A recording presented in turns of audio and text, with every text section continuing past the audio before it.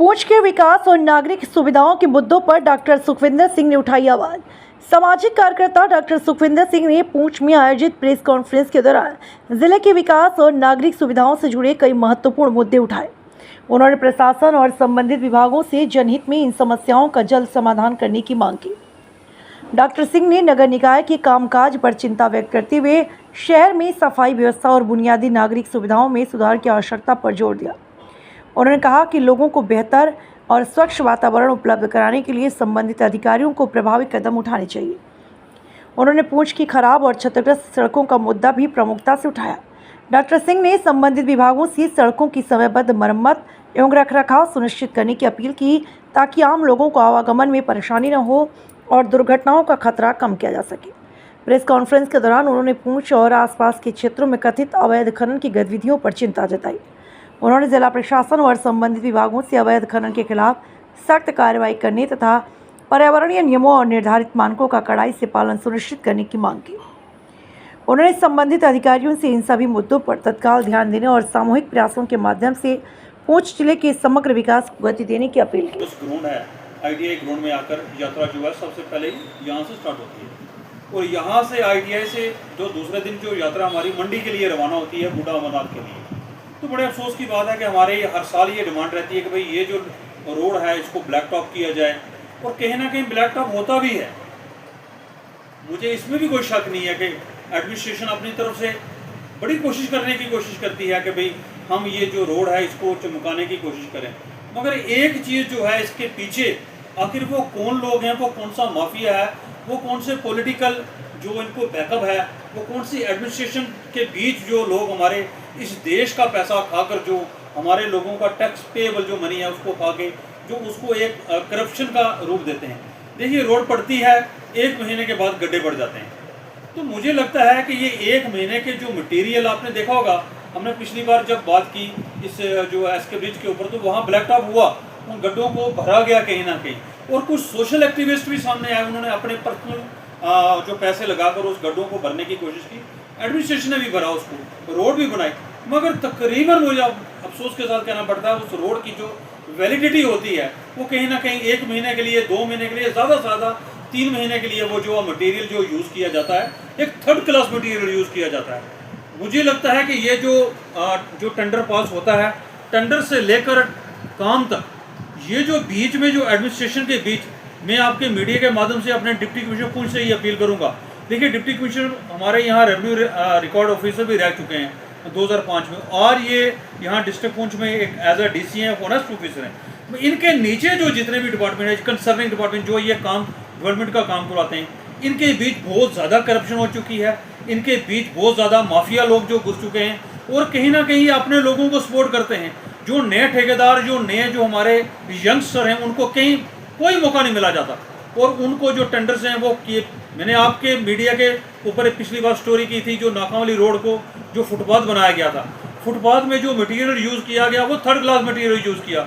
मैंने आपके मीडिया के माध्यम से आके उस चीज़ को डिप्टी कमिश्नर पूंछ को बताया उसमें, तो डिप्टी कमिश्नर पूंछ ने उसके ऊपर फिर एक बार फुटपाथ को बनाया तोड़ के, और आज देखिए वो जो फुटपाथ है कहीं ना कहीं अच्छा चल रहा है। तो देखिए ये कौन लोग हैं जो एक थर्ड क्लास मटेरियल भी यूज़ करते हैं, उनके टेंडर भी पास होते हैं, उनके पैसे भी निकल जाते हैं। ये कौन लोग हैं, इनके पीछे पॉलिटिकली बैकअप क्या है, एडमिनिस्ट्रेशन के बीच वो कौन लोग हैं जो हमारे देश को एक वो दीमक की तरह जो लगे हुए हैं चूसने में दिन रात, जो इस देश की जो एकता अखंडता को ख़त्म करने के लिए लगे हुए हैं। तो मुझे लगता है कि ये एक जांच का विषय है। ये जितने भी ठेकेदार हैं, 1 महीने 1.5 महीने के बाद अगर इनके काम में अगर कोई तकलीफ हो जाती है, अगर कोई प्रॉब्लम हो जाती है, उनके काम में अगर ऊंची नीच हो जाती है, तो इनके काम को, इनके कार्ड को ब्लैक लिस्ट किया जाए ताकि और ठेकेदार हैं वो आएँ, वो काम करें। जो नए ठेकेदार हैं उनको मौका मिलना चाहिए।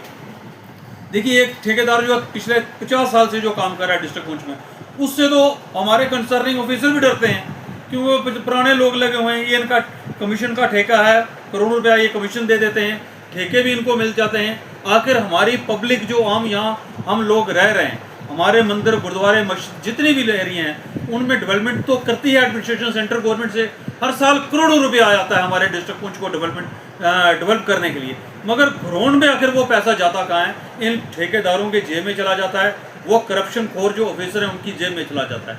देखिए बहुत सारी चीज़ें हैं। आप इस वक्त यात्रा का माहौल भी है हमारा, इस वक्त 15 अगस्त के प्रोग्राम भी चल रहे हैं। मैंने कई बार आपके मीडिया के माध्यम से हमारे डिप्टी कमिश्नर पुंछ से और कंसर्निंग डिपार्टमेंट म्यूनसिपलिटी से ये अपील की, ये जो भाई नाका वाली रोड के ऊपर जो है फुटपाथ के ऊपर रेडियाँ लगी हुई हैं, कोई सुनने वाला नहीं है। अगर इन रेडियों से अगर कोई पैसा लिया जाता है तो हमें बताएं, हम पैसा आपको देते हैं, मगर ये रेडियाँ उठाएं क्यों? लोगों के लिए चलने के लिए हमने ये उस वक्त डिप्टी कमिश्नर पुंछ से ये अपील की थी यासीन चौधरी साहब से कि भाई हमें एक फुटपाथ चाहिए था। यहाँ पहले फुटपाथ था आज से 20 साल पहले, मगर वो फुटपाथ रोड जब ये रोड बनी तब वो फुटपाथ उखाड़ दिया था। तो उन 20 साल से जो हमारा फुटपाथ नहीं था उस वक्त डिप्टी कमिश्नर पुंछ ने ये फुटपाथ बनाया। अब इसका फिर काम हुआ, डिप्टी कमिश्नर पुंछ इन्होंने बनवाया, इन्होंने काम करवाया। और एक माफिया जो रेडी माफिया आ गया, वो आउट ऑफ स्टेट से आ जाते हैं। कई लोग ऐसे आ गए हैं जिनके ना जान पहचान कुछ भी नहीं है, करोड़ों रुपए का यह धंधा करते हैं। कहाँ जाती है इनकी मनी? आउट ऑफ स्टेट के लोग आ जाते हैं। और जो फुटपाथ जिन लोगों के लिए बना था, आज वही बच्चे, आप देखिए कॉलेज स्कूल जहाँ हमारे ग्राउंड हैं यहाँ बच्चे खेलने के लिए जाते हैं, बस स्टैंड के ऊपर लोग आते हैं, वो फिर रोड में चल रहे हैं जिसके लिए फुटपाथ बनाया गया था। आज लोग फिर वो फुटपाथ के ऊपर नहीं चल पाते हैं और फुटपाथ के ऊपर जो है इलीगल जो है कहीं ना कहीं इंक्रोचमेंट हो रही है। बाहर से जो लोग आ चुके हैं उनके गंद की वजह से हमारा पुंछ जो सिटी ऑफ सेंट थी, आज मुझे लगता है कहीं ना कहीं म्यूनसिपलिटी को ये सोचना पड़ेगा हमारी सिटी में कितनी रेडी कल्चर बन चुका है। इन रेडी वालों को उठाएं, इनके रजिस्ट्रेशन होनी चाहिए और इनके लिए स्पेशल जगह होनी चाहिए, ना कि हर जगह ये जहाँ भी इनको आता है ये वहाँ लगा देते हैं। देखिए मैंने म्यूनसिपलिटी से पिछली बार भी अपील की थी कि हमारे जो मेन एक बस स्टैंड, हमारे पास एक ही बस स्टैंड है, वहाँ भी जगह जो है कंजस्टेड है, बहुत सारी व्हीकल्स हैं, उनके लिए आज तक हमें डिस्ट्रिक्ट पुंछ की ओर से कोई ऐसी जगह हम डिसाइड नहीं कर सके। हमारे पास PWD का इतना बहुत बड़ा एरिया जो आनंद होटल के साथ बना हुआ है वो खाली पड़ा हुआ है। हमने कई बार अपील की भाई PWD का ऑफिस आप आउट ऑफ सिटी रखें, यहाँ इस बस स्टैंड को एक्सटेंड करें ताकि बाहर के लोग आके यहाँ जो गाड़ियाँ रोड के ऊपर लगी हुई हैं जिनकी वजह से हमारे पुंछ के डिस्ट्रिक्ट का जितना भी काम है, कारोबार चलता है हमारे मार्केट का, इन लोगों को ये एक जगह दी जाए। देखिए गंदगी की अगर बात की जाए तो मुझे इसमें कहने में कोई शर्म नहीं है। हमारे डिस्ट्रिक्ट पुंछ की ये जो आबादी है ये 35,000 40,000 लोगों की एक आबादी के ऊपर जो म्यूनसिपलिटी जो काम कर रही है, मगर रियल में इस वक्त 1.5 से 2 लाख आदमी हमारा सिटी में इस वक्त रह रहा है।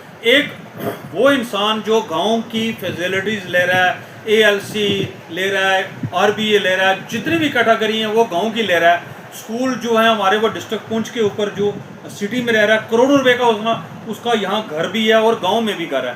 वो जब जॉब लगती है उनकी, वो अपनी कैटेगरी लगाते हैं कि हमने ये इस एरिया से हम निकल के आए हैं, पहाड़ी एरिया से, हमारे ये जो लोग हैं हमारे बच्चे बड़ी मुश्किल से ये स्टडी करके आए और जॉब से में वो उसका बेनिफिट भी लेते हैं कहीं ना कहीं। और सिटी के ऊपर जो है वो मुझे लगता है म्यूनसिपलिटी के ऊपर बहुत बड़ा बर्डन है। 1.5 से 2 लाख आदमी हमारा सिटी में इस वक्त रह रहा है, जिसकी वजह से सिटी में बहुत बड़ी गंदगी है।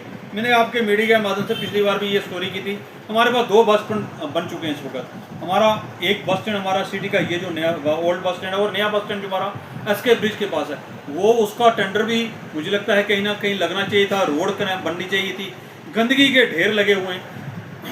अगर म्यूनसिपलिटी के पास रेवेन्यू नहीं है, पैसा नहीं है, सेंट्रल गवर्नमेंट अगर इनकी मदद नहीं कर रही है, तो मुझे एक सिंपल से वर्ड्स में मैंने डिप्टी कमिश्नर पुंछ से भी पिछली बार अपील की थी कि यहाँ टेंडर लगाए जाएं, बाहर से लोग आएँ और यूथ को भर्ती किया जाए ताकि ये लोग सिटी का अगर कोई किसी के पास टेंडर होगा बाहर दिल्ली की किसी कंपनी को दें, क्योंकि यहाँ तो अंडर द टेबल करप्शन बहुत बड़ी चल रही है। अगर यहाँ के ठेकेदार किसी को टेंडर दिया गया तो फिर हमारी सिटी वहीं की वहीं रहेगी, पैसा सारे खा जाएंगे।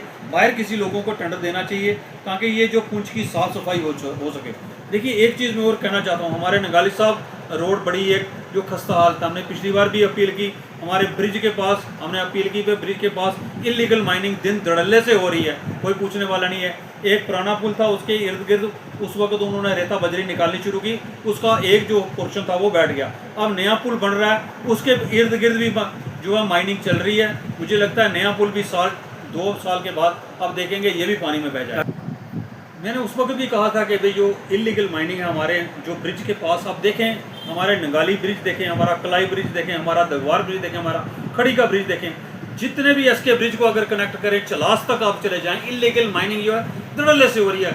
चौकी के पास से जो हमारी ट्रैक्टर ट्रालियाँ गुजर जाती हैं, लाखों रुपए का जो रात को है जो रेता बजरी निकाला जाता है हमारे दरिया से, कोई पूछने वाला नहीं। मैं एक चीज़ आपको कंसर्न और बता दूँ, नगाली साहब के सामने आप दरिया में देखें, इन दिनों में एक जो क्रशर जो है वो लग रहा है। हमारे कुछ मीडिया कर्मी कंसर्निंग डिपार्टमेंट के पास चले गए तो उनका जवाब था एक बड़ा अजीब व गरीब कि भाई मैंने जो एनओसी दी है उसमें लिखा है कि ये 50% चांस है इसके, ये दरिया में बह भी सकता है और 50% सेफ ही है। बड़े अफसोस की बात है। एक तरफ हम कहते हैं कि हमारे देश में इस वक्त हमने जीरो करप्शन करनी है, मगर करप्शन हमारे ग्रास रूट ये देखिए, हमारे यहाँ से करप्शन वो दिन रात में वो क्रशर बन भी गया, अभी मुझे लगता है फंक्शनल भी हो जाएगा। यहाँ की जो अंदर की जो एडमिनिस्ट्रेशन है, कुछ लोगों, मैं सारी एडमिनिस्ट्रेशन को नहीं है मैं ब्लेम करूँगा इसमें, हमारे डिप्टी कमिश्नर बड़े होनेस्ट ऑफिसर हैं, मैं उनको अपील करूँगा सबसे पहले अगर बुलडोजर चलना चाहिए तो उस इलीगल जो क्रशर है उसके ऊपर चलना चाहिए। जो दिन धड़ल्ले से दिन रात वो कौन लोग है, कंसर्निंग डिपार्टमेंट कौन सा, पोल्यूशन किसने दिया, किसने एनओसी दी।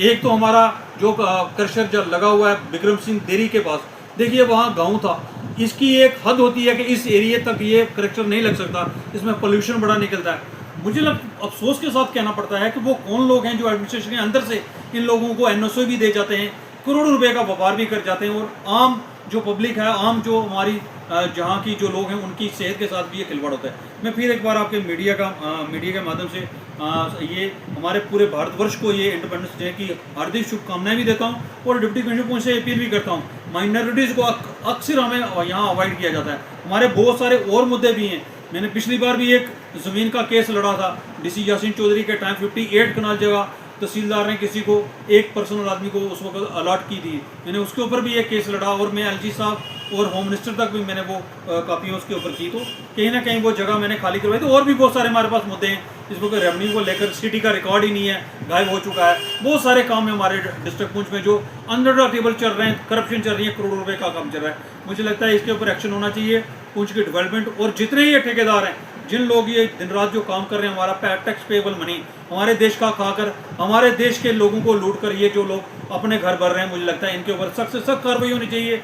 इनके ऊपर एसीबी की जांच होनी चाहिए, जो कौन ठेकेदार हैं, क्या लोग हैं, इनके पीछे पॉलिटिकल कौन से लोग और कौन से ऑफिसर जो इन लोगों को बैकअप दे रहे हैं, इनकी भी जांच होनी चाहिए।